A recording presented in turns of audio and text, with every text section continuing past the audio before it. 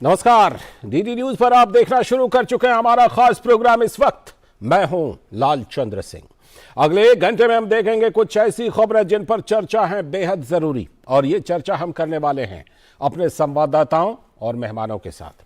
और आज की जो खास चर्चा होगी वो ये कि बिहार में जो महागठबंधन फिर से बना है, जिसके अंदर आरजेडी और जेडीयू दो बड़े साझेदार हैं, वो आपस में क्या फिर से उनके बीच दरार पैदा हो रही है? क्योंकि आरजेडी नेताओं के जो हमले नीतीश कुमार पर हैं उसका सिलसिला लगातार जारी है और आरजेडी कोई कार्रवाई कर नहीं रही है अपने नेताओं पर। तो इस पर आज खास चर्चा करेंगे। साथ ही हम बात करने वाले हैं कि उत्तर प्रदेश में खास तौर पर मिशन 2024 के लिए वहां की जो क्षेत्रीय पार्टियां हैं, मुख्य तौर पर सपा और बसपा, उनकी क्या रणनीति है? क्या उनमें वोट के लिए छीना झपटी की रणनीति चल रही है? इस पर करेंगे बात। साथ ही हम बात करने वाले हैं कि जो भारत जोड़ो यात्रा कांग्रेस की है वो पंजाब पहुंच चुकी है और पंजाब में इसका विरोध हो रहा है, जबरदस्त विरोध हो रहा है राजनीतिक दलों के द्वारा भी और कुछ संगठनों के द्वारा भी। और इसके साथ ही हम बात करने वाले हैं कि पड़ोसी देश पाकिस्तान में आर्थिक संकट तो गहराया हुआ है ही, साथ ही कुछ आंतरिक राजनीतिक संकट हैं और बाहरी दबाव भी है, साख लगातार गिरता जा रहा है। इस पर करेंगे चर्चा, लेकिन सबसे पहले इस वक्त की हेडलाइंस। मध्य प्रदेश के इंदौर में आज से 2 दिन की ग्लोबल इन्वेस्टर समिट शुरू। प्रधानमंत्री नरेंद्र मोदी ने इस समिट को किया संबोधित। कहा, भारत ने निवेश के रास्ते की सभी रुकावटें हटाई। अंतरराष्ट्रीय निवेशकों को भारत की तेजी से बढ़ती आर्थिक शक्ति का लाभ उठाने का दिया न्योता।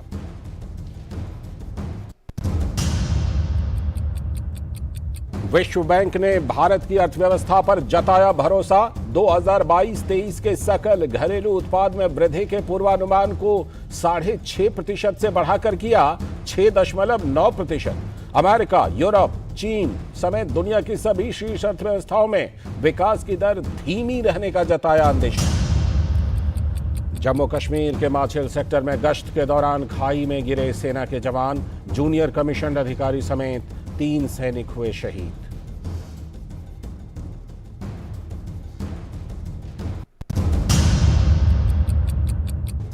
जोशीमठ में प्रभावित क्षेत्र से लोगों को सुरक्षित निकालने और कमजोर घरों को गिराने की प्राथमिकता पर जोर। डीडी न्यूज ने ग्राउंड जीरो से लिया है स्थिति का जायजा।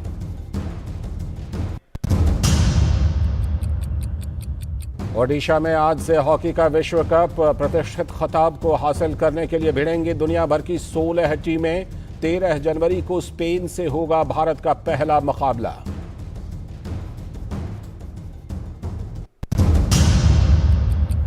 और गोल्डन ग्लोब अवार्ड्स में बजा भारत का डंका। राजामौली की फिल्म RRR के तेलुगु गाने नाटू नाटू को मिला बेस्ट ओरिजिनल सॉन्ग का अवार्ड।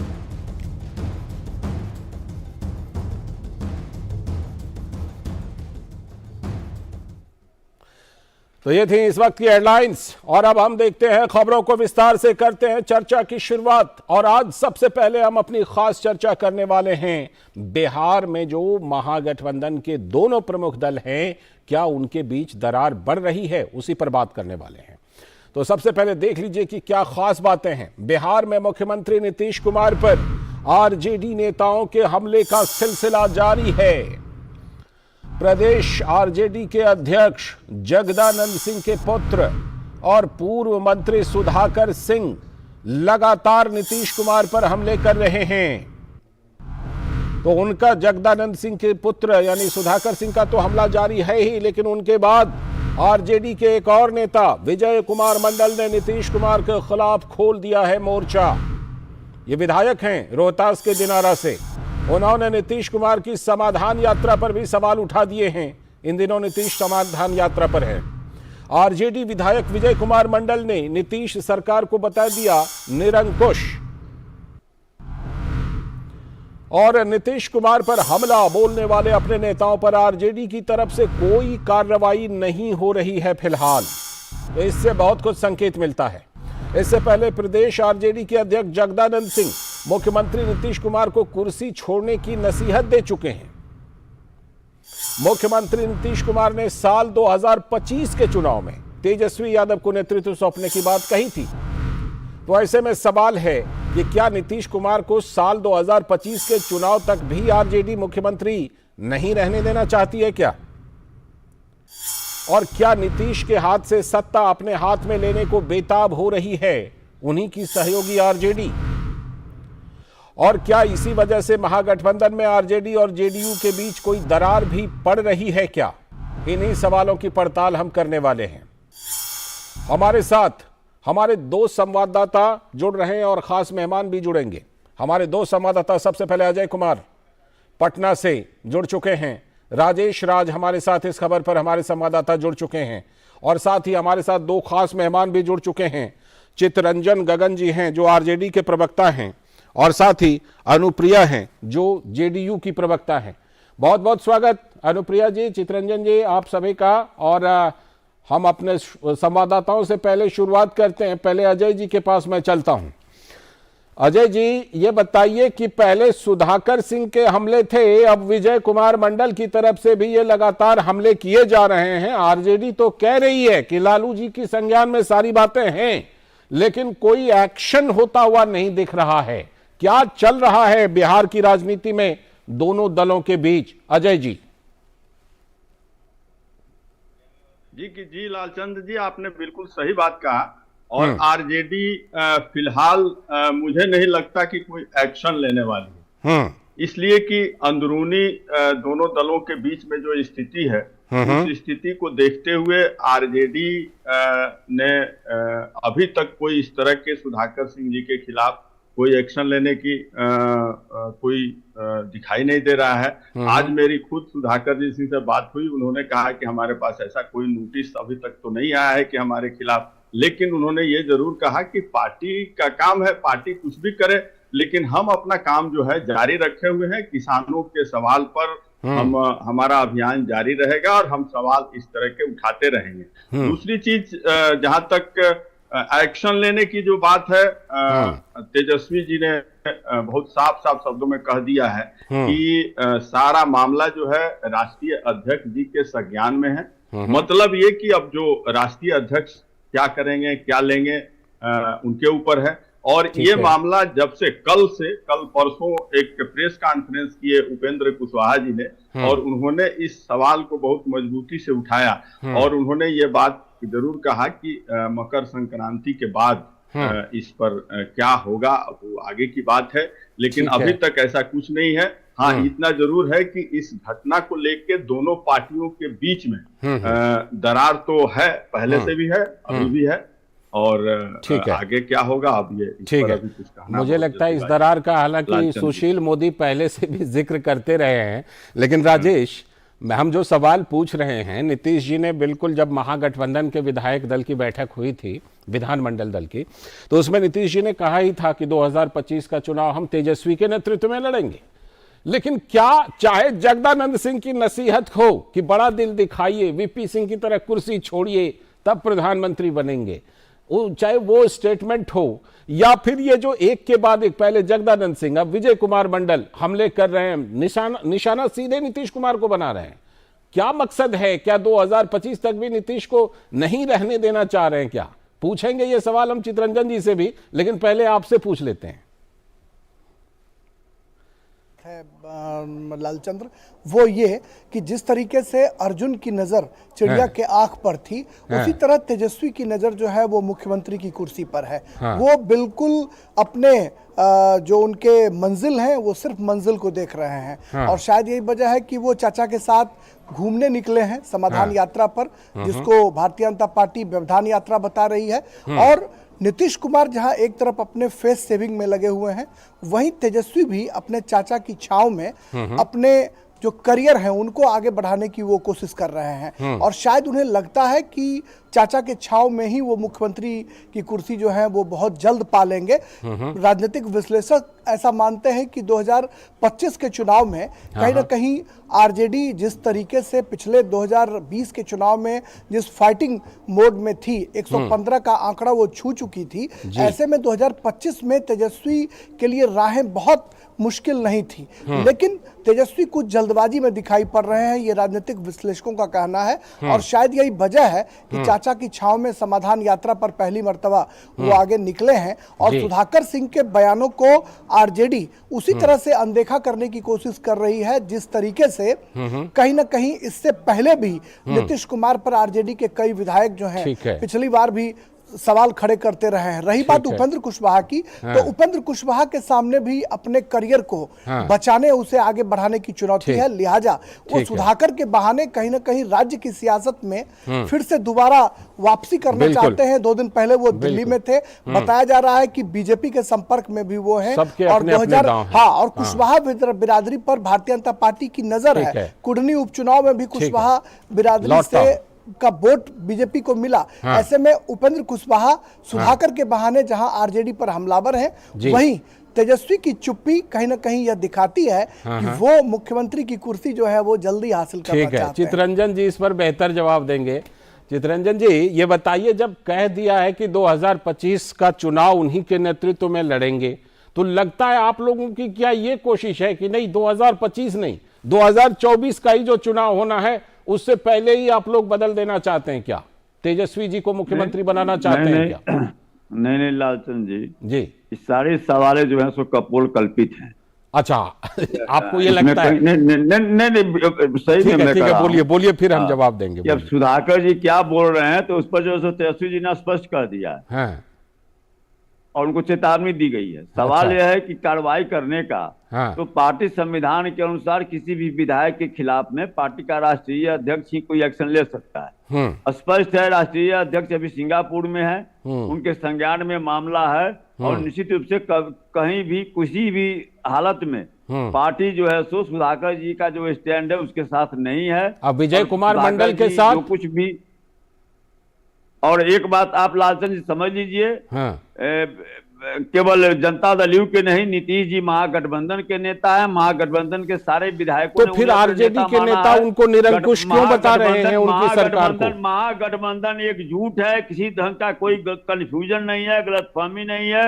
नेतृत्व इतना परिपक्व है कि यह जो है सो जो सगुफा छोड़ा जा रहा है, चाहे जो चर्चाएं हो रही है जी, सभी जानते हैं कि इसके पीछे कौन लोग हैं, सभी समझते हैं, इसलिए उसमें कहीं कोई भ्रम और भ्रांति की स्थिति नहीं है। ठीक है चितरंजन जी आप अच्छी बात कह रहे हैं, ये आपकी इच्छा होगी, हम आपकी इच्छा में साथ हैं, लेकिन सवाल ये है कि सुधाकर सिंह हो, विजय कुमार मंडल हो, वो जो बयान दे रहे हैं उसको हम कैसे नजरअंदाज कर दें? इसीलिए चर्चा कर रहे हैं। अच्छा, उनके बयान को अगर हम नजरअंदाज कर भी दें तो अभी कुछ ही दिन पहले नीतीश कुमार ने खुद, पहले तो काफी बर्दाश्त किया लेकिन उसके बाद खुद कहा कि भाई ऐसी चीजों पर कार्रवाई तो होनी चाहिए। अनुप्रिया जी क्या लगता है? लौटता हूं चितरंजन जी आपके पास। तेजस्वी जी ने स्पष्ट कर दिया कि कार्रवाई होगी। ठीक है, लौटता हूं आपके पास। अनुप्रिया जी, नीतीश जी को भी ये कहना पड़ गया, आखिरकार लगा जैसे पानी जिसे कहते हैं ना कि नाक से ऊपर जाने लगता है, तो नीतीश जी ने भी ये बात कही कि भाई ऐसे नेताओं पर कार्रवाई तो कीजिए। क्या लग रहा है कि कहीं ना कहीं आपका जो ऑफर है आपकी पार्टी का, नीतीश कुमार जी का जो ऑफर है कि 2025 में नेतृत्व ले लीजिए, वो लगता है पहले ही लेना चाहते हैं? अनुप्रिया जी। लालचंद जी, मुझे लगता है कि मुख्यमंत्री जी के बयानों को अगर हम लोग फिर से ध्यान से देखें, मुख्यमंत्री जी ने कहा कि आने वाला समय बिहार में युवाओं का है। ठीक है। और वर्तमान में युवा नेता के रूप में उप मुख्यमंत्री तेजस्वी यादव जी हैं जो सत्ता में है। निश्चित तौर पे एक युवा चेहरा आने वाले समय में बिहार को नेतृत्व करेगा। इस संदर्भ में उन्होंने कहा है कि तेजस्वी जी आने वाले समय के नेता होंगे। लेकिन अब बात हम लोग आज कर रहे हैं कि सुधाकर जी के बयान पे, कि उनके बयान का जो इसका असर हमारे महागठबंधन पे है। मैं एक बात स्पष्ट कर दूं, इसका किसी भी तरह से महागठबंधन पे कोई असर नहीं है, क्योंकि सुधाकर सिंह जी के जो पिताजी हैं वह आरजेडी के प्रदेश अध्यक्ष हैं। और मुझे लगता है कि वो अपने पिता का अनादर कर रहे हैं। वो महागठबंधन की दूर की बात कीजिए। अच्छा, इसको दूसरे एंगल से देखिए, पिता की सहमति से, तेजस्वी यादव की सहमति से भी हमले कर सकते हैं। दूसरे एंगल से देखते हैं इसको। नहीं लालचंद जी, आप बोलिए। वैसा होता, मुझे लगता है कि शायद तेजस्वी जी को यह बयान देना नहीं पड़ता, क्योंकि आरजेडी का यह एक आंतरिक मामला है कि कार्रवाई करना। ये महागठबंधन के नेता के रूप में नीतीश कुमार जी कार्रवाई कर नहीं सकते हैं। उनका एक बात स्पष्ट है कि राष्ट्रीय अध्यक्ष जी अभी देश में है नहीं, स्वास्थ्य के सुधार के लिए वो बाहर, देश से बाहर है, तो उनके आने के बाद वो कार्रवाई होगी। तो यह उम्मीद पूरी रखी जाए कि इस पे कार्रवाई होगी। और इस तरह की जो चीजें, अगर मैं फिर कहूं कि अगर विजय मंडल जी को मैं देखूं, विजय मंडल जी के सुधाकर सिंह वाला मामला तो था ही, अब मैं बता रहा हूं विजय कुमार मंडल ने नए नए हमले कर दिए, नीतीश की सत्ता निरंकुश है, समाधान यात्रा की आलोचना कर दी, तो कैसे आप एक चीज देखेंगे, एक लालचंद जी, मुझे लगता है कि एक चीज को आप देखेंगे कि जिस समय विजय मंडल जी ने अपना बयान वो दे रहे थे, उनकी संगति को भी देखिएगा। उस समय में जिस संगत में वो खड़े थे, भाजपा की एक नीति रही है। अच्छा। मैं स्पष्ट कर दूं कि वो अगर सत्ता में सीधे तौर पे आती है तो बहुत अच्छी बात है, जनता चुन के भेजती है, नहीं तो वो दो तरह के हथकंडे इस्तेमाल करती है। एक तो संवैधानिक संस्था का इस्तेमाल करती है, सीबीआई ईडी का, वो खेल करके उन्होंने देख लिया कि महागठबंधन में कोई भी नेता नहीं, वो जवाब देने के लिए यहाँ पर अभी भाजपा के कोई जवाब देने के लिए है नहीं, वरना वो देते जवाब। अगली बार मैं डिबेट में उम्मीद करूंगी, लेकिन ये सच्चाई है कि एक खरीद फरोख्त की जो सिस्टम है, किसी तरह से सत्ता में, आप कुछ दिन पहले अमित शाह जी के बयान सुन रहे होंगे रांची में, जब वो किसी प्रोग्राम में थे, कि उनके नेता कहते कि हमें सरकार बनाने लेना चाहिए। तो ये पूरी स्ट्रैटेजी है और ये तरीका है कार्य करने का भाजपा का, कि सत्ता में हम वो जवाब बीजेपी वाले जब जुड़ेंगे तब देंगे। कभी मैं चलता हूं आरजेडी के प्रवक्ता चितरंजन जी के पास। चितरंजन जी, आपने कहा कि भाई सब कुछ ठीक है, लेकिन मुझे ये बताइए, सुधाकर सिंह का बयान, फिर जो है विजय कुमार मंडल का बयान, फिर जगदानंद सिंह ने भी एक बात कही थी, मैं आपको याद दिलाऊं, उन्होंने कहा था कि वीपी सिंह ने जैसे कुर्सी छोड़ी थी, मंत्री पद छोड़ा था, यात्रा पर निकले थे, फिर प्रधानमंत्री बने थे, तो नीतीश बाबू को वही करना चाहिए। लगता तो यही है कि आप लोग 2025 तक भी नहीं चाहते हैं। नहीं, लालचंद जी, हाँ। अब व्याख्या जो है तो किस बात की व्याख्या आप किस रूप में कर रहे हैं जी, ये आपके ऊपर निर्भर है। अच्छा, ठीक है, आरजेडी की व्याख्या क्या है? अब सुन लीजिए। हाँ, सुधाकर जी के बयान को जिस ढंग से लोग उसको सामने रख रहे हैं, हाँ। बार बार जब तेजस्वी जी ने जब स्पष्ट कर दिया है, उसके बाद वह चैप्टर क्लोज हो जाना चाहिए। अब विजय कुमार मंडल जी का तो सही प्रिया जी ने जो बातें आपके सामने कही, हाँ। जब उसको आप लोग इस ढंग से लोग उसकी व्याख्या कर रहे हैं जैसे कि उन्होंने अटैक किया। अरे वहां पर क्या किस परिस्थिति थी, कौन वहां पर थे, किनके साथ बात हो रही थी, हाँ। वो उसको तो देखिएगा। अब सवाल है कि क्या ऐसे में अपने ही मुख्यमंत्री के ऊपर ऐसे हमले करेंगे क्या? मैं थोड़ा सा संदर्भ ले लेता हूं, संदर्भ अजय जी से लेता हूं। अजय जी, ये जो विजय कुमार मंडल ने ताजा हमला किया है सुधाकर सिंह के बाद, इसको अनुप्रिया भी कह रही हैं और चितरंजन जी भी कह रहे हैं कि वहां का संदर्भ देखिए, तो क्या संदर्भ था, पहले आप ही बता दीजिए जरा। संदर्भ कुछ नहीं, सच्चाई ये है कि अभी इस तरह से समाधान यात्रा चल रही है मंत्री की।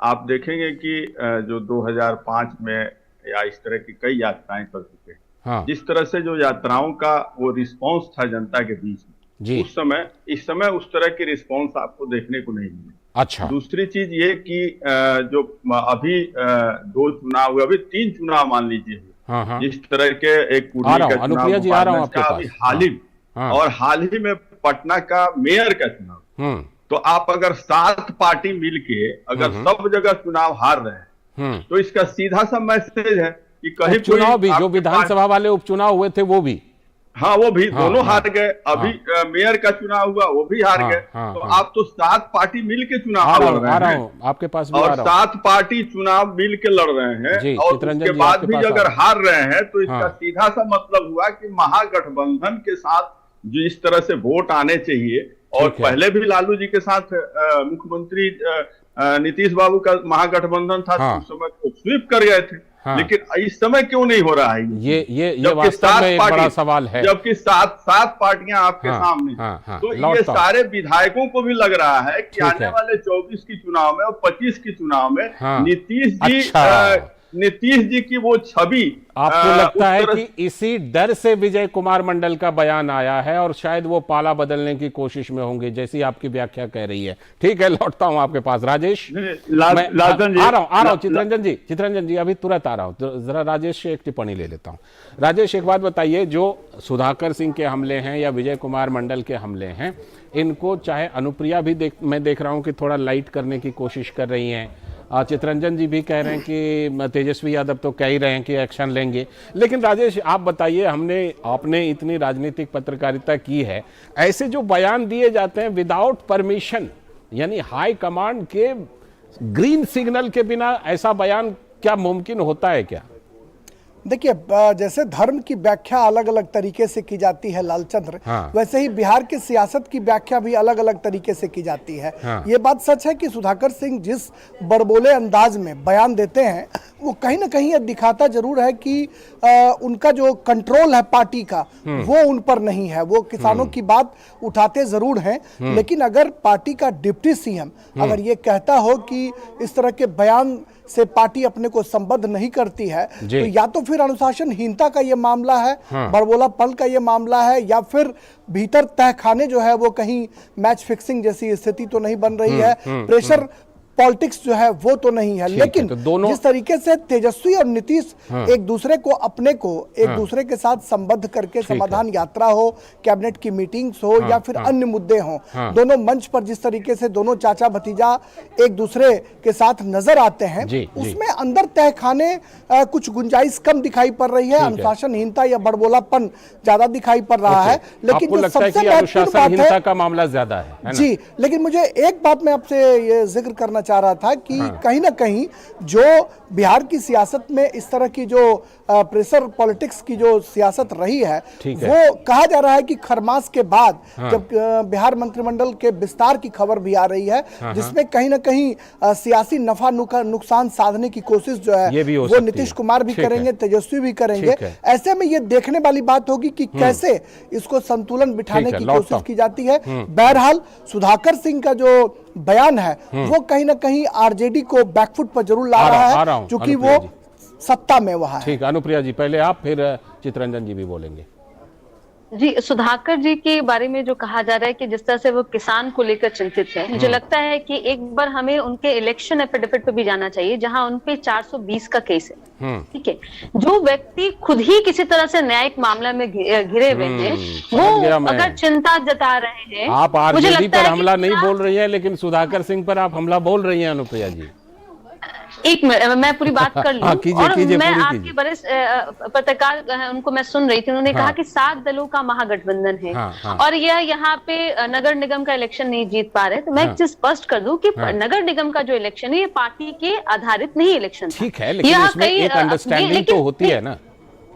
तो देखिए कि ये भाजपा की नीति हमारी नहीं रहती कि हर इलेक्शन में हम लोग कूद जाते हैं। ठीक है, हमारी ये वैसी कोई भी रणनीति नहीं थी और स्पष्ट निर्देशन था कि भाई इस तरह की सरकार चुनाव में हार की क्या व्याख्या करेंगी आप अनुप्रिया जी? मैं बताती हम लोगों ने 3 इलेक्शन देखा, मोकामा देखा, गोपालगंज देखा। मोकामा इलेक्शन हम लोग जीते, गोपालगंज में हारने का कारण यह था कि जो भाजपा के कैंडिडेट थे उनको जो पूर्व में रह चुके हैं उनके मृत्यु हो गई थी, उनकी पत्नी वहां लड़ रही थी। तो इस तरह के चुनाव में अक्सर देखा जाता है कि जनता का एक जो लगाव होता है अपने पूर्व के नेता की तरफ होता है और उस आधार पर वो चुनाव जीते। लेकिन अगर आरजेडी की तरफ से ये भी कहा गया था कि अगर कैंडिडेट जेडीयू का नहीं देकर के आरजेडी के होते तो हम जीत जाते, इस तरह की भी बातें हो रही थी। इस पर चित्ररंजन जी जवाब देंगे। पहले सुनिए लालचंद जी, आप जो अभी जो कर रहे थे वो जी समाधान यात्रा के बारे में, जी तो शायद उनको जानकारी नहीं है। समाधान यात्रा में माननीय मुख्यमंत्री जी और माननीय उप मुख्यमंत्री जी हमारे पंचायत में भी आए थे। और मैं खुद वहां शामिल था। ठीक है, वैशाली जिला के भगवानपुर प्रखंड के हुसैना खुद पंचायत में आए। ठीक है, और मैं खुद गवाह था। वैशाली जिला में 2 जगह कार्यक्रम हुआ माननीय मुख्यमंत्री जी का, साथ में उप मुख्यमंत्री जी भी थे। अनकंट्रोल इतनी ज्यादा गैदरिंग हो गई कि प्रशासन को उम्मीद नहीं था कि इतने बड़ी संख्या में लोग आएंगे। आपका कहना है इसलिए और नहीं, यह जो कहा जा रहा है कि यहाँ नीतीश जी की लोकप्रियता कमी, या जो है सो केवल हवा में यह बात उड़ाई जा रही है। लेकिन चुनावों के नतीजे तो बता रहे हैं, चुनावों के नतीजे तो ऐसा बता रहे हैं। नहीं, आखिर बेचैनी क्यों?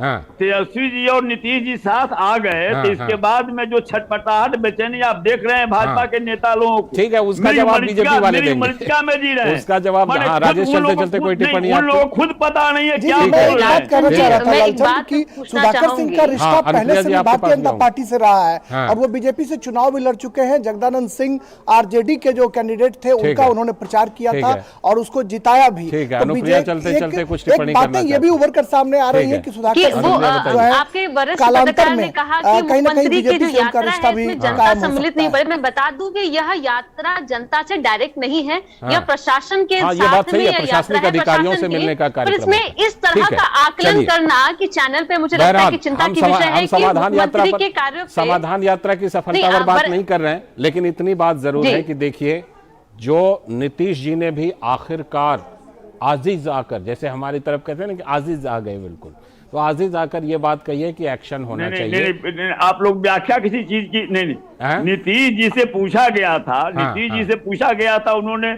सीधा सिंपली जवाब मैंने दिया, उनके द्वारा दिया गया।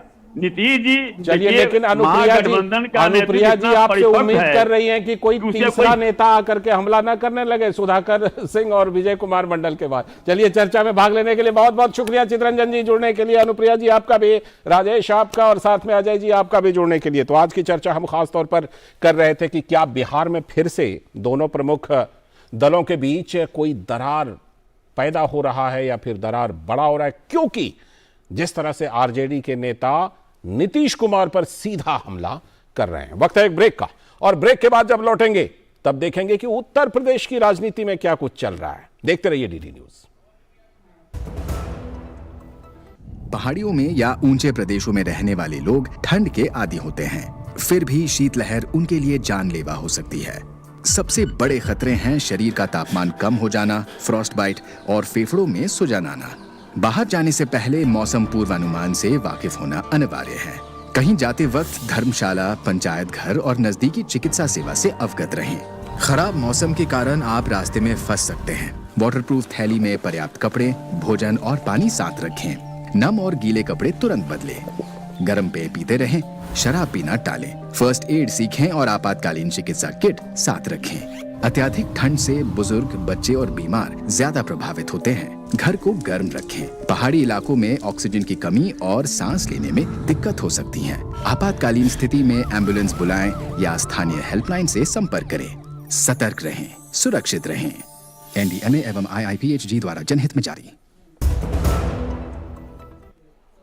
ब्रेक के बाद एक बार फिर से आपका स्वागत है। डीडी न्यूज पर आप देख रहे हैं इस वक्त, और अब हम इस वक्त में बात करने वाले हैं उत्तर प्रदेश की राजनीति में क्या कुछ चल रहा है, और खास तौर पर जो विपक्षी पार्टियां हैं उनके बीच क्या चल रहा है, क्योंकि उत्तर प्रदेश में सपा और बसपा दोनों के अपने अपने दांव हैं। तो जरा देखिए कि क्या मुख्य बातें हैं उत्तर प्रदेश की राजनीति की इन दिनों। मिशन 2024 के लिए उत्तर प्रदेश में सपा और बसपा के अपने अपने दांव, और इस दांव में हो क्या रहा है कि 2024 के आम चुनाव के लिए मायावती तो खेल रही हैं दलित, मुस्लिम और ओबीसी के गठजोड़ का कार्ड, लेकिन अखिलेश भी बैठे नहीं हैं। दूसरी तरफ सपा प्रमुख अखिलेश यादव बना रहे हैं चंद्रशेखर के साथ अपनी जोड़ी, जो भीम आर्मी वाले चंद्रशेखर जी हैं। चंद्रशेखर से हाथ मिलाकर अखिलेश दलित वोट को पाने की कोशिश कर रहे हैं, यानी कि मायावती से ये वोट छीनने की कोशिश कर रहे हैं। खिसकते जनाधार को बचाने के लिए बसपा सुप्रीमो मायावती कर रही हैं हर संभव कोशिश, और इसी कोशिश में बीते दिनों ही बाहुबली अतीक अहमद के परिवार को बीएसपी में शामिल किया गया है। अब मायावती सवर्ण और दलित के गठजोड़ के बजाय फिर से लौट रही हैं दलित मुस्लिम गठजोड़ पर। एक बार फिर से, पहले भी कर चुकी हैं ऐसा प्रयोग। अखिलेश यादव भी यादव मतदाताओं के साथ साथ दलितों को लुभाने की रणनीति पर लगातार आगे बढ़ रहे हैं। तो कांग्रेस भी भारत जोड़ो यात्रा के जरिए अपना जनाधार बढ़ाने पर जोर दे रही है। लेकिन इन दिनों जो राज्य में देखने को मिला है कि बीजेपी के व्यापक जनाधार ने क्या दूसरे दलों को रणनीति बदलने पर मजबूर कर दिया है। ये सवाल इसलिए उठ रहा है क्योंकि लगातार जो उत्तर प्रदेश की राजनीति में जो चुनावी नतीजे आ रहे हैं वो कहीं ना कहीं ऐसा लगता है कि भारतीय जनता पार्टी का पलड़ा लगातार भारी है साल 2017 के बाद से ही। तो जो भारतीय जनता पार्टी है उसका ये चुनावी पलड़ा इसलिए भारी पड़ रहा है क्योंकि उसने जो अपना जनाधार है उसे व्यापक बनाया है, सभी वर्गों में उसके जनाधार हैं और इसी वजह से जो विपक्षी पार्टियां जिनके अपने अपने वोट बैंक हुआ करते थे उसमें कहीं ना कहीं सेंध लगा ली है भारतीय जनता पार्टी ने।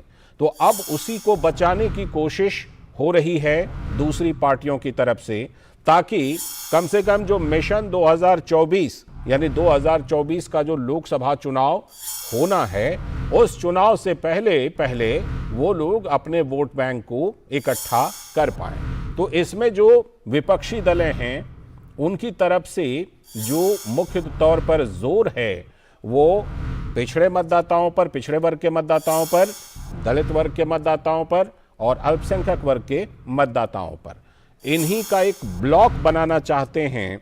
और इसी ब्लॉक को बनाने की कोशिश में आप एक तरह से कह सकते हैं कि जो दोनों प्रमुख विपक्षी पार्टियां हैं उनके बीच कहीं ना कहीं छीना झपटी का खेल चल रहा है। एक तरफ मायावती की कोशिश है कि पिछड़े वर्ग का भी वोट मिले और दूसरी तरफ अखिलेश यादव की भी कोशिश है कि दलित वर्ग का भी वोट मिले। रामेंद्र सिंह जो बहुत ही पैनी नजर रखते हैं लखनऊ में इन सारी खबरों पर जुड़ रहे हैं, हमारे साथ जुड़ चुके हैं, बल्कि रामेंद्र सिंह हमारे साथ जुड़ चुके हैं।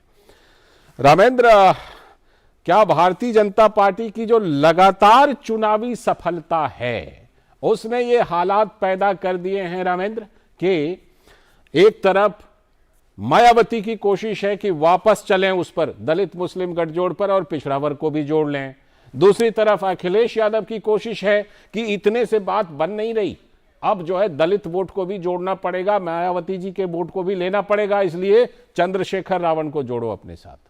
ये चल रहा है उत्तर प्रदेश की राजनीति में।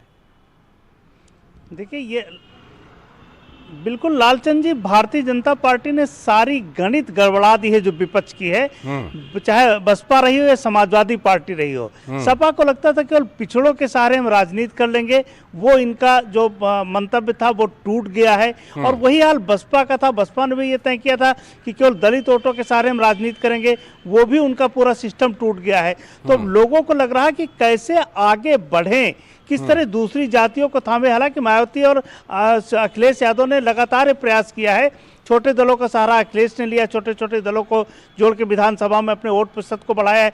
मायावती लगातार प्रयास करती रही, कभी ब्राह्मण सम्मेलन करके, कभी पिछड़ा वर्ग सम्मेलन करके, और इस बार उन्होंने फोकस किया, दो जगहों पर फोकस किया। इमरान मसूद को लेना, अतीक अहमद के परिवार को एक तरीके से लेने की स्वीकृति, ये बताती है कि मुस्लिम और जो पिछड़ा पाल को अध्यक्ष बनाना, ये मायावती की रणनीति का। मायावती की एक चीज समझ में आ गई है कि जो बाकी वोट है वो नहीं आता, यानी जो मुस्लिम और पिछड़े का अगर थोड़ा सा वोट मिलता है और हमारा दलित वोट मिल जाता है तो हम खड़े हो सकते हैं। तो जो गणित गड़बड़ाई उसको साधने का प्रयास कर रहे हैं, लेकिन लालचंद ये अकेले काफी है नहीं, इसलिए कि ये केवल चुनावी राजनीति तक ये लोग सीमित रहते हैं। भाजपा चुनावी राजनीति तक सीमित नहीं रहती है। प्रधानमंत्री जी अम्बेडकर जी के जो 5 स्थान हैं उनको जब निर्मित कराते हैं, हम स्वयं गवा रहे हैं।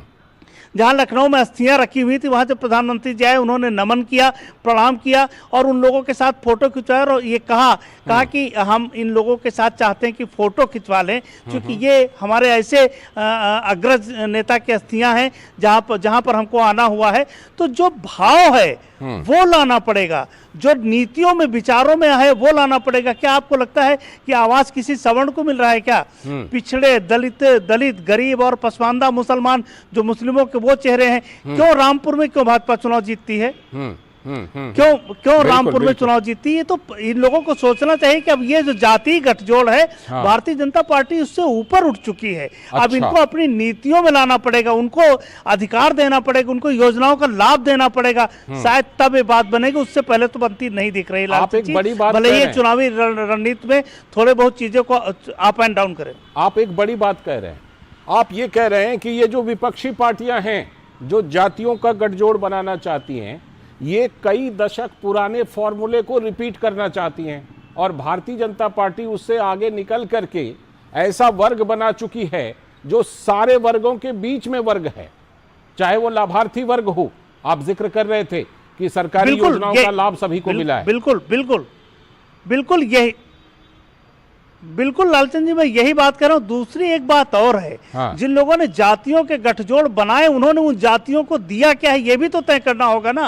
अगर 10 साल मायावती जी सरकार में रही, 15 साल समाजवादी पार्टी सरकार में रही, तो जिन जातियों के सहारे वो सत्ता पर पहुंचे, क्या उनको वो चीजें मिली? क्या सड़क, बिजली, पानी, सुरक्षा, चिकित्सा और आवास, जो छोटे छोटे रोजगार के अवसर है, क्या उनको मिल पाया? क्या वो जातियां बड़े दर्जों पर ऊपर आ सकी? क्या वो कई सीढ़ियां ऊपर चढ़ के खड़ी हो सकी हैं? क्या उनका आर्थिक इंफ्रास्ट्रक्चर बड़ा हुआ है? क्या उनको सामान्य जातियों की तरह सुविधाएं मिलना शुरू हो गई? उनको लगता है तो ये तमाम ऐसी बातें हैं।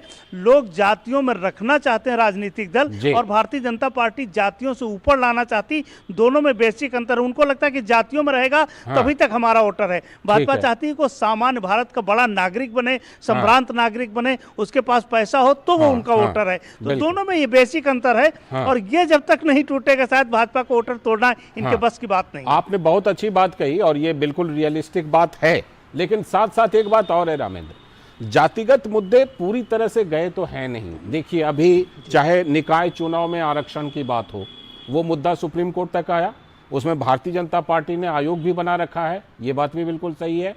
लेकिन कहीं ना कहीं आपको लगता है कि उस प्लॉट पर भी भारतीय जनता पार्टी ने सबसे बेहतर सोशल इंजीनियरिंग करके दिखाई है, इसीलिए भारतीय जनता पार्टी सफल है और विपक्षी पार्टियों को ये सारी चीजें नए नए प्रयोग करने पड़ रहे हैं। हालांकि नए प्रयोग भी नहीं है, क्योंकि पहले इस तरह का प्रयोग ये लोग कर चुके हैं। लालचंद जी, भारतीय बिल्कुल लगातार करते रहे। लालचंद, देखिए, जो आप आरक्षण की बात कर रहे हैं, जो भी पिछड़े वर्ग में है और दलित वर्ग में है, अभी बहुत सारे ऐसे लोग हैं जिनको आरक्षण का 3-3 पीढ़ियों में कोई फायदा नहीं मिला और वही खड़े हैं। जरूरत उनको आरक्षण देने की। जो ट्रिपल टी की बात की जा रही है कि क्या इनका आर्थिक इंफ्रास्ट्रक्चर, राजनीतिक इंफ्रास्ट्रक्चर इस लायक है कि उनको आरक्षण दिया जाए? क्या क्या जरूरतें हैं? कौन से आरक्षण देने से प्रमोट होंगे? तो ये जब सारी चीजें देखी जाएंगी तब आरक्षण दिया जा रहा है। आरक्षण की जरूरत तो अभी है, लेकिन किसको है ये तय करना भी काम है कि जिन लोगों ने 3-3 पीढ़ियों में लगातार आरक्षण लिए हैं, अगर उन्हीं को आरक्षण मिलता रहेगा तो गांव को आदमी तो वही रह जाएगा जो जहां खड़ा है। तो जाहिर यह है कि उससे ऊपर जहां जो जरूरतें हैं वहां दिया जाए आरक्षण, और उनको भी मुख्य धारा में लाया जाए, इसकी जरूरत है। और भाजपा लगभग यही कर रही है कि जिनको जरूरत है, जो नीडी है, उसको लाया जाए, और जिसकी नीड नहीं है उसको ना लाया जाए। ये इस व्यवस्था पर काम कर रही है। तो जाति सच्चाई है उत्तर प्रदेश की, बिहार की राजनीति में और भारत की राजनीति में, उसको इग्नोर नहीं किया जा सकता। लेकिन केवल अकेले जाति सच्चाई है ये नहीं आवश्यक है, क्योंकि भारतीय जनता पार्टी ने ये सारी चीजें तोड़ दी। जो जातियों के सारे खेल था उसको लाभार्थी वर्ग और जो योजनाओं का, नीतियों का लाभ दे करके उस पूरे सिस्टम को तोड़ दिया है। और इन लोगों को वहां जाना पड़ेगा, और ये तभी जा पाएंगे जब एक बार सत्ता में आएंगे, जिसकी संभावनाएं अभी दूर दूर तक नहीं दिख रही। लालचंद जी, एक और जो पहलू है, अखिलेश यादव और चंद्रशेखर की मुलाकात, ये अपने आप में क्या कहती है रामेंद्र? क्या ये मायावती को कहीं ना कहीं झटका देने की कोशिश है कि मायावती जी, आपके साथ तो हमने गठजोड़ किया, लेकिन हम भारतीय जनता पार्टी को नहीं हरा पाए, और अब हम आपका जो भीम आर्मी का चंद्रशेखर है, जो दावा करता है कि दलित युवा उनके साथ हैं, उनके साथ हाथ मिला करके मायावती जी को झटका देने की कोशिश, उनके वोट बैंक को झटका देने की कोशिश है रामेंद्र? लालचंद जी, कोई चंद्रशेखर बहुत मूवमेंट करने की स्थिति में नहीं है। आप पिछला लोकसभा चुनाव उठाकर देखो कि जहां लोकदल साथ था, कांग्रेस साथ थी, सपा साथ थी, बसपा साथ थी, चारों बड़े दल साथ थे।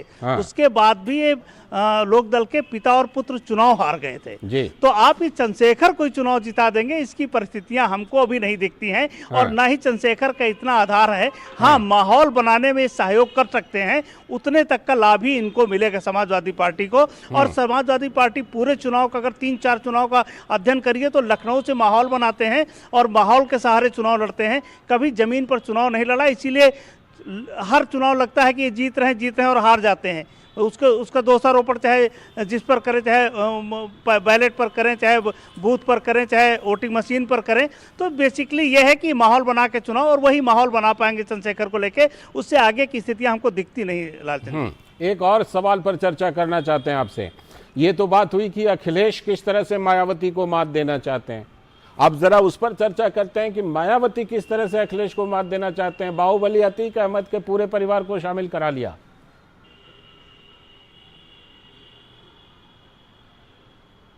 देखिए, अकेले मुस्लिमों पर सपा का जो अधिकार है उसको तोड़ना चाहती हैं मायावती जी।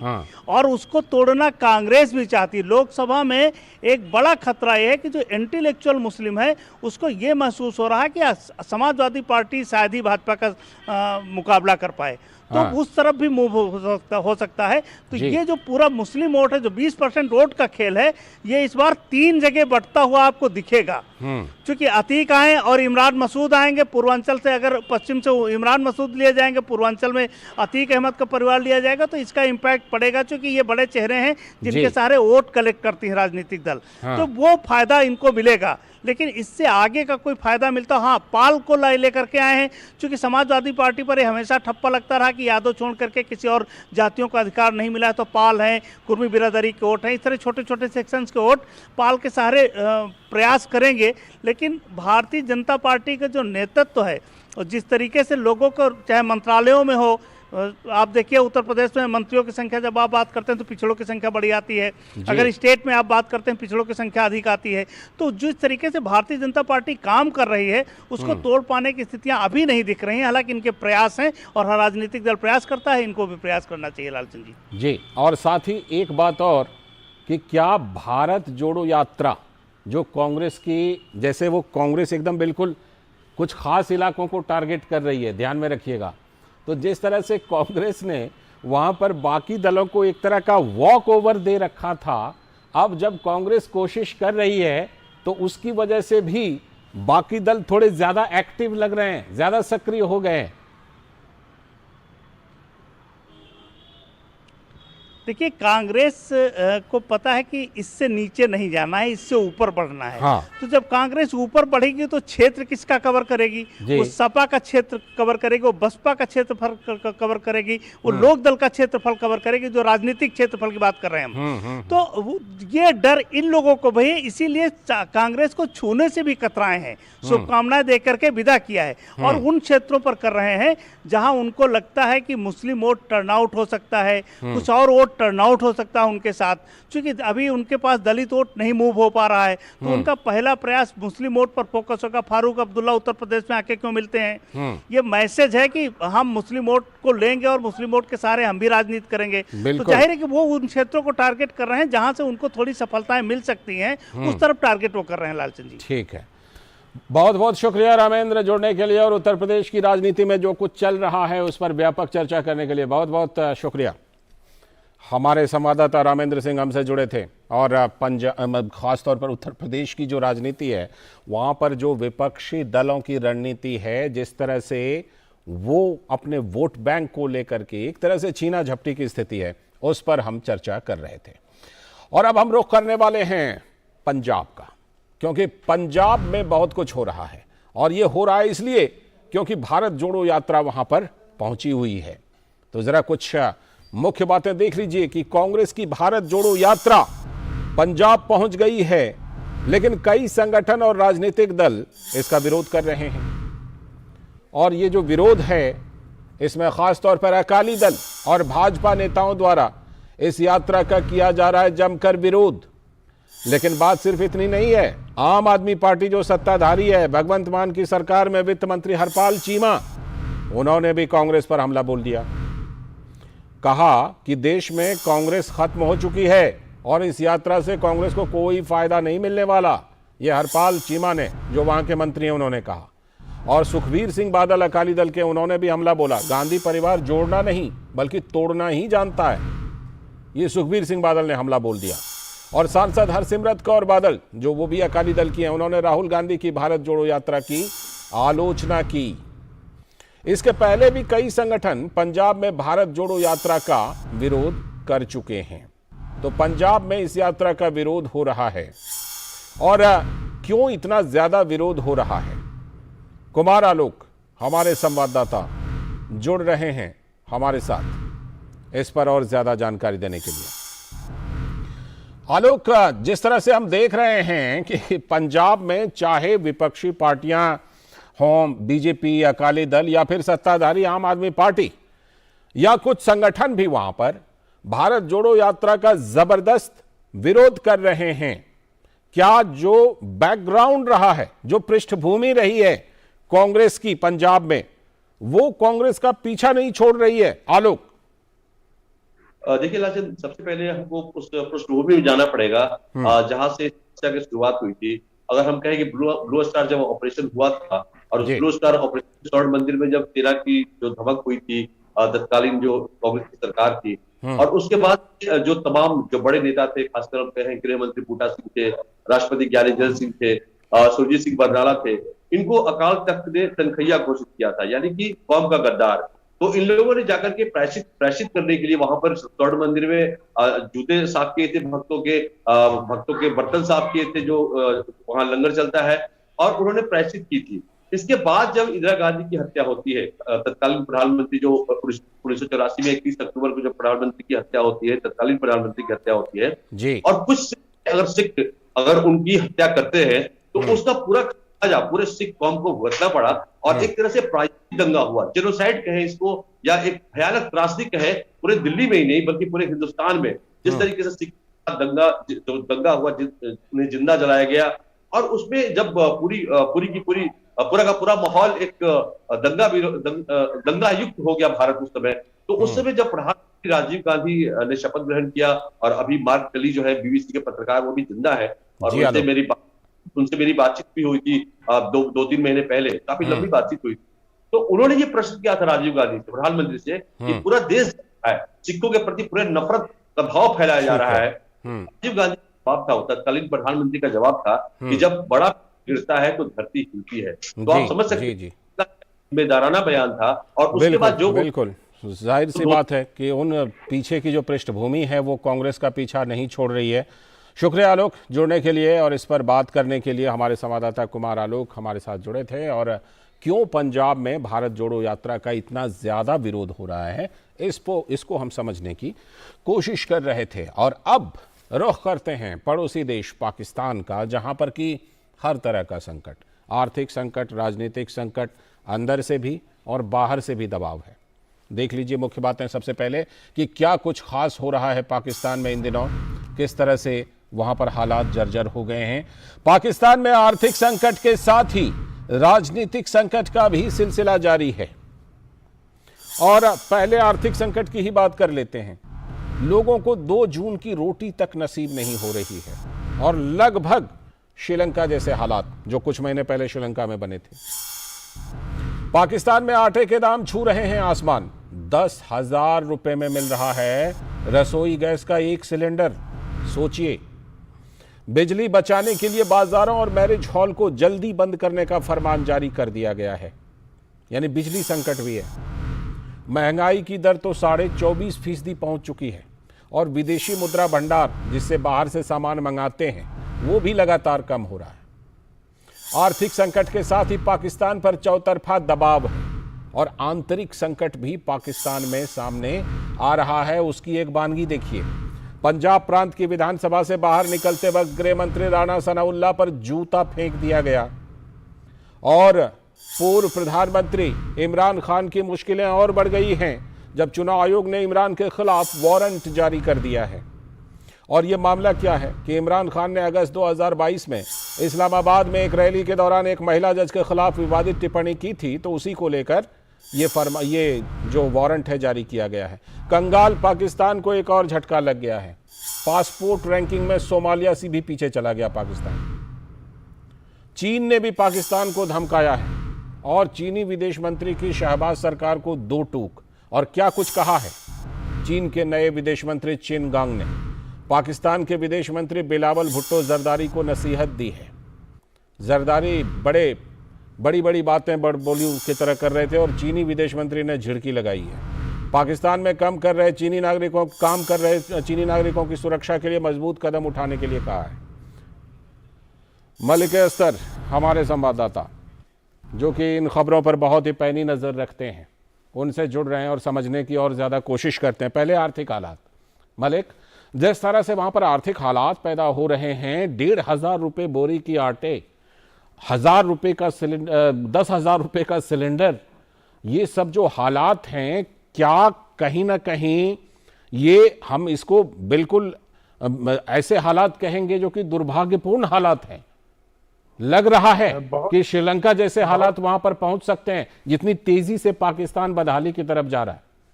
मलिक, बिल्कुल श्रीलंका जैसे हालात बन सकते हैं, और ये कोई बहुत दूर दराज की बात नहीं है, बल्कि जो स्थितियां जमीन पर वहां इस वक्त दिखाई दे रही हैं वो वैसी ही हैं। एक जानकारी मैं दे दूं कि आज ही पाकिस्तान में जो घरेलू उपभोग वाली गैस है उसकी कीमत में 75% इजाफे की मंजूरी दी गई है। तो आप अंदाजा कर सकते हैं कि जहां ऊर्जा का वहां इतना भारी संकट है, उसके बाद अगर घरेलू गैस जो वहां पे आमतौर पर इस्तेमाल होती है लोगों के ईंधन के लिए, उसकी कीमत में इतना इजाफा हुआ है। जो चपाती 2 या 3 रुपए की थी वो यहाँ 30 और 35 रुपए तक उसकी कीमत वहां पहुंच गई है। इसके अलावा आटे का संकट इतना गंभीर हो चुका है कि लोग कई दिन लाइन में लगे हैं ताकि सरकारी राशन डिपो से उन्हें आटा मिल सके। और सबसे गंभीर बात यह है कि इससे बाहर निकलने का पाकिस्तान के पास एकमात्र विकल्प जो उसे नजर आ रहा है वो यह कि कहीं से उसको इमदाद मिल जाए, कर्ज मिल जाए। तो उसके पास अपने पास कोई रास्ता नहीं है हालात से निकलने का। लेकिन ये जो इमदाद है ये भी संकट पैदा कर रहा है, क्योंकि पाकिस्तान की जीडीपी का लगभग 77% ये इमदाद यानी कर्ज वाले जो होते हैं, जो उधार लिए देते हैं या कर्ज देते हैं, 77% तक वो पहुंच चुका है। वो तो आर्थिक हालात की बात हुई, लेकिन आंतरिक तौर पर भी पंजाब के गृह मंत्री के ऊपर जूता, इमरान खान के खिलाफ वारंट, लगता है काफी उथल पुथल है पाकिस्तान के अंदर। मलिक, बहुत ज्यादा उथल है। और पंजाब की आपने बात की, वहां आज फिर लाहौर हाईकोर्ट ने फैसला दिया है कि 24 घंटे के अंदर वहां के जो मुख्यमंत्री हैं वो विश्वास मत हासिल करें विधानसभा में। और वहां पर मुख्यमंत्री जो है वो विश्वास मत हासिल करना नहीं चाह रहे हैं। आपने वहां की आर्थिक स्थिति की बात की, उसमें एक बात मैं ऐड करना चाहूंगा। पाकिस्तान की जो विदेशी मुद्रा भंडार है वो 5 अरब डॉलर से कुछ कम है। और उसे पहली ही तिमाही में 8 अरब डॉलर से ज्यादा के कर्जे वापस करने हैं। तो आप अंदाजा कर सकते हैं कि आगे कितना भयानक समय है जो पाकिस्तान के सामने खड़ा है। ऊपर से इमरान खान प्रेशर डाल रहे हैं सरकार पर, उसको डिस्टेबलाइज करने की कोशिश कर रहे हैं। और ऐसा लगता है कि अभी आगे और ज्यादा राजनीतिक अस्थिरता हम वहां देखेंगे। आपने प्रेशर की बात कही, एक प्रेशर चीन के नए विदेश मंत्री ने भी डाला है। यही बिलावल भुट्टो जो बड़ी बड़ी बातें कर रहे थे कुछ दिन पहले, उनको हड़काया है, उनको झिड़की डाली है कि आप हमारे नागरिकों की सुरक्षा वहां पर सुनिश्चित कीजिए, उनकी स्थिति को मजबूत कीजिए। ये अपने आप में लगता है कि पाकिस्तान हर तरह से लाचार होता जा रहा है क्या? बुरी तरह से लाचार होता जा रहा है। और चीन तो उसके लिए बड़ा उसे उम्मीद से देखता था कि वो वहां से कुछ पैसा मिलेगा, कोई मदद मिलेगी। लेकिन बिलावल भुट्टो जरदारी जिस तरह के मुंहफट विदेश मंत्री साबित हुए हैं और जिस तरह से उन्होंने बयान दिए हैं, तो ये जाहिर है उनके लिए तमाचा है। और ये समझना चाहिए कि वो जिस प्रकार के पद पर हैं उसमें उनको जिम्मेदारी के साथ बिहेव करने की और बयान देने की जरूरत है। तो चीन ने उनको बताया है कि वो जो काम करने का है वो करें। बलूचिस्तान के अंदर चीनी नागरिकों को जिस प्रकार से वहां जबरदस्त प्रतिरोध का सामना करना पड़ रहा है, गवादर में 2 महीने से एक आंदोलन चल रहा है, तो ये एक तरह से एक संदेश है चीन का कि आप बयानबाजी और रेटरिक के बजाय जमीन पर कोई काम करें। एक और चलते चलते आपसे चर्चा, पासपोर्ट रैंकिंग में सोमालिया से भी नीचे पाकिस्तान आ गया है, इसकी क्या वजह रही है मलिक? देखिए, जो देश पिछले लगभग 1 साल से राजनीतिक अस्थिरता, आर्थिक बदहाली और उसके बाद वहां जिस प्रकार से आतंकवाद ने सर उठाया है बहुत तेजी से, उसमें वो जा रहा हो और उसके सामने अपना कोई रास्ता ना हो, उससे IMF कोई बेल आउट पैकेज देने के लिए तैयार ना हो, उसके मित्र देश उसकी सहायता करने को तैयार ना हो, तो ऐसे में उस देश के जो कुछ बुरी स्थिति बन सकती है वो समझ में आती है। बिल्कुल। और सबसे गंभीर बात यह है कि पाकिस्तान के अंदर इन हालात से सबक लेने वाला कोई नहीं है, बल्कि सिर्फ इस बात की कोशिश हो रही है कि कहीं से कर्ज या थोड़ी इमदाद मिले। ठीक है, बहुत बहुत शुक्रिया मलिक जोड़ने के लिए और पाकिस्तान के हालात को समझने के लिए। हम सब उम्मीद करते हैं कि पाकिस्तान इन हालातों से बाहर निकले, वहां पर हालात सुधरें, एक अच्छा पड़ोसी बने। बहुत बहुत शुक्रिया आपका। हमारे संवाददाता मलिक अस्तर जुड़े थे और हम पाकिस्तान के हालात पर चर्चा कर रहे थे। और इसी के साथ आज के इस वक्त में इतना ही। पूरी टीम को दीजिए अनुमति, कल फिर मिलेंगे इसी वक्त इस वक्त लेकर। और इस बीच डीडी न्यूज पर खबरों और कार्यक्रमों का सिलसिला लगातार जारी है। नमस्कार।